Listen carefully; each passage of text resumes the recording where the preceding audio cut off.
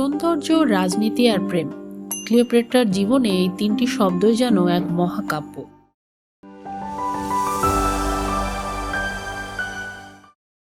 আমরা কথা বলবো বিখ্যাত নারী রানী ক্লিওপেট্রার কিছু অচেনা গল্প নিয়ে। ক্লিওপেট্রা ছিলেন পতলেমিক রাজবংশের প্রথম শাসক, যিনি মিশরীয় ভাষা শিখেছিলেন।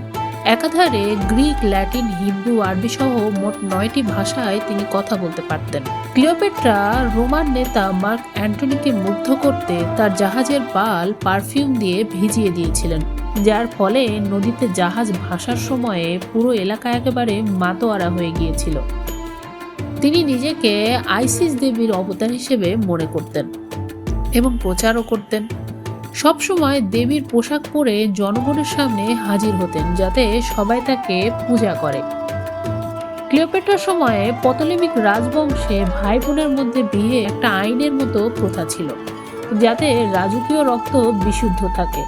ক্লিওপেট্রা নিজে তার ছোট ভাই ত্রয়োদশ পতলেমি এবং পরে পঞ্চদশ পতলেমিকে বিয়ে করেছিলেন, যদিও এটি একটি রাজনৈতিক কৌশল ছিল। তিনি প্রথম মিশরীয় শাসকদের মধ্যে একজন যিনি মুদ্রায় নিজের মুখের ছবি ছাপিয়েছিলেন।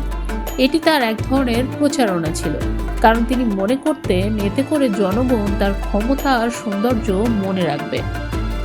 ক্লিওপেট্রা তার অদ্ভুত আইন প্রথার সৌন্দর্য দিয়ে সারা পৃথিবী জয় করতে চেয়েছিলেন। তার সৌন্দর্য ধরে রাখতে তিনি গাধার দুধ দিয়ে গোসল করতেন। তার জন্য প্রতিদিন প্রায় 700 গাধার দুধ সংগ্রহ করে রাখা হতো। আপনাদের কাছে কি মনে হয়, এই গল্পগুলো কি আসলেই বাস্তবে ছিল নাকি শুধুই গুজব? নিচে কমেন্ট করে লিখে জানান আমাদেরকে।